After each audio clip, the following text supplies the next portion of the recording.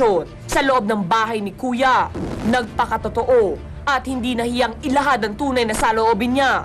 Ang masunuring son ng Tarlac, Yves Flores, ang kanyang mainit na pahayag tungkol sa mga isyong kinasangkutan sa loob ng bahay ni Kuya. The Buzz Exclusives! With his charming looks, madaling napansin si Yves ng kanyang kapwa housemates at ng buong bayan. Madalas man maparatangang hindi tumutulong sa gawaing bahay. Pinatunayang kaya niyang harapin ang matinding hamon ni Kuya. Naging malapit sa kapwa housemates. Pero hindi ito naging hadlang upang ipahayag ang kanyang tunay na saloobin. Ngunit, ang mainit na pinag-usapan ng buong bayan, ang pagiging two-timer di umano ni Yves. Sa kanyang pananatili sa loob ng bahay, naging bukas siya sa tunay na nararamdaman para kay Myrtle. Subalit, nang maging house player si Kim, ang di umano'y girlfriend ni Yves, isang showbiz battle ang naganap sa loob ng bahay ni Kuya. Kung ayaw mo ako nakikita umiyak, huwag kang umiiyak. Ayaw din kita nakikita umiiyak. Ano ka ba? Ngunit ayon kay Kim, di raw totoong babaero si Yves. Napatawad na raw niya ito at boto pa siya kay Myrtle para sa kanyang kaibigan. Sinabi ko po sa kanya na bago po siya pumasok, tapusin na lang po namin. Kasi po maiwasan magkalapit sa loob ng bahay. Hindi po ako nagalit nung una, pero nung tumagal po, syempre po, napapayak na po ako, parang mali na po yung ginagawa niya. Dapat si Ate Myrtle na lang talaga. Para sa akin, she's the one na po para kay Yves. Yves, best friend, sobrang blessed ka na kasi pinakilala sa'yo ni God, yung isang katulad ni Ate Myrtle, na hindi mo na makahanap sa iba. So sana alagaan mo siya, tsaka mahalin mo siya ng todo. Tsaka huwag mo siya lalakohin. Ang tanong, ngayong nasa outside world na si Yves, magpapatuloy ba ang kanyang pagsuyo kay Myrtle o makipagbalikan siya kay Kim ngayong hapon? Isa-isang sasagutin ang mga intrigang binabato sa kanya. Yves Flores, live! The Buzz Exclusives! Yves, welcome to The Buzz. Maraming salamat. Kumusta ka? Okay lang po, Tito Habang Boy. pinapanood mo yung VTR, ano ang naglalaro sa iyong isipan? Parang natatawa ka na nalulungkot. Siyempre po, parang nalulungkot po ako yung mga naganap sa bahay ni Kuya. Then, Ano doon sa mga naganap sa bahay ni Kuya ang talagang nagpapalungkot sa iyo? siguro po nung nakasakit po ako ng dalawang babae po. Bakit ka nakasakit? Siguro po sa isang pagkakamali po na dahil sa, yun po, sa nararamdaman ko po, baka, yun po, may nakasakit po yung buwan. Pag-uusapan natin mamaya yan, okay? May nakapagsabi sa akin dahil napapanood namin kayo dahil before magbandila, kayo ang aming napapanood. So habang kami nag-aantay, napapanood kita. Opo. Mahilig ka manalamin. Opo, Tito Boy. Okay. Bakit?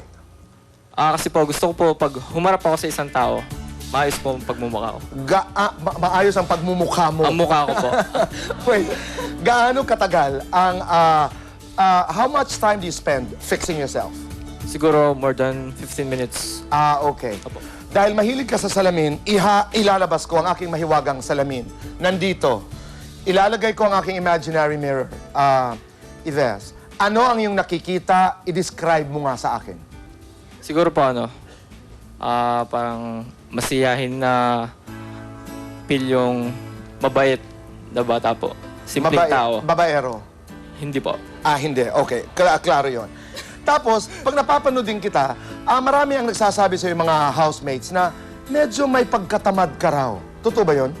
Sa tingin ko po, hindi lang po siguro nila nakikita yung mga ginagawa ko and siguro po minsan, hindi po nila napapansin na gumagawa din po ako ng mga gawaing bahay. So it's unfair. Hindi ka tamad. hindi naman po sa ganun. Siguro ayoko na lang po siguro magpakita ng tao na para gagawa lang po ako ng mga gawaing bahay na sa harap po nila. Minsan po, Okay. So sinisiraan ka lamang pag sinasabing tamad si Yves. siguro po, meron na times na, Tinatamad ka talaga. opo, aminin ko na nun po. Siyempre, lahat naman tayo, di ba? May Opo. mga pagkakataon talaga na tinatamad. May mga nagsasabi namang exciting ka dahil flirt ka raw. Hindi po, Tito. Talaga? Hindi? Hindi po. Pag may duman halimbawa na magandang babae, hindi ka talaga napapatingin. Hindi po. Okay, go ahead. Mapapatingin naman po siguro. Pero Napapatingin. Sino ang pinakamagandang batang artista dito sa ABS-CBN? Para sa'yo. si Kim Chiu po. Si Kim Chiu. Banidoso ka. Sabi mo nga, matagal ka mag-ayos. Ikaw ba sa iyong karanasan bilang 17-year-old boy, type ba ng mga young girls yung medyo sobra ang linis? Hindi naman siguro po, pero ano po siguro. Yung para sa akin, simple lang po. Nakakailang girlfriends ka na? 5. 5? Opo. Talaga? Kailan ka nag-umpisa magkaroon ng girlfriend? Siguro ano lang po, second year high school, then... Ilang taong ka na nun? Maybe 14, 15. 14. Okay. Nanligaw ka kay Myrtle.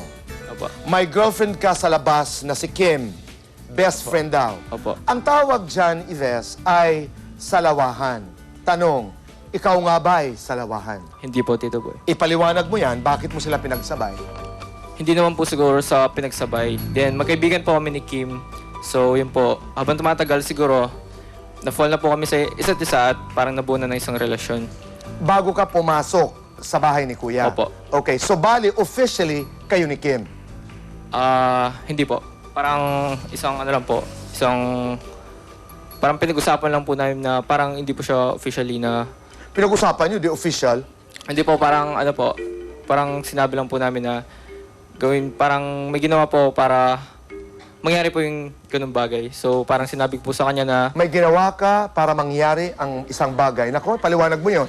Anong ibig sabihin? Ano po, Tito Boy?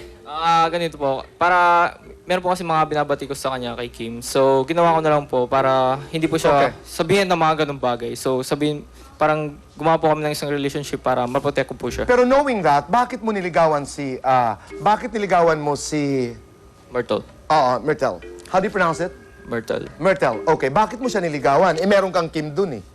Siguro po, ano po, yun nga po yung pagkakamali ko na yun po yung nangyari sa loob ng bahay. So, hindi ko na po siguro masisisi yung mga nangyari po kasi parang talagang sinusundan ko lang po talaga nararamdaman ko. Sinusundan mo lamang iyong puso at nagkataon na namangka ka sa dalawang ilog.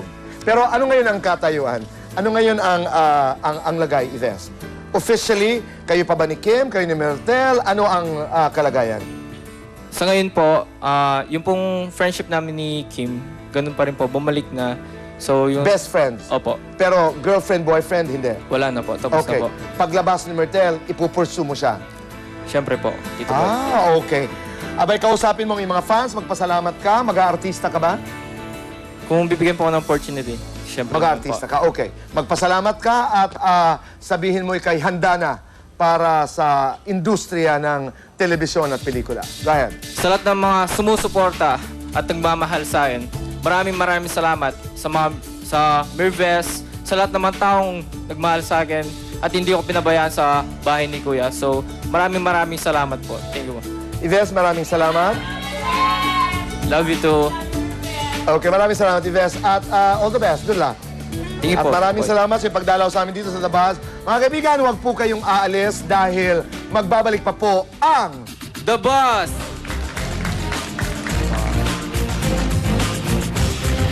Pagka sa pagka-special na balita!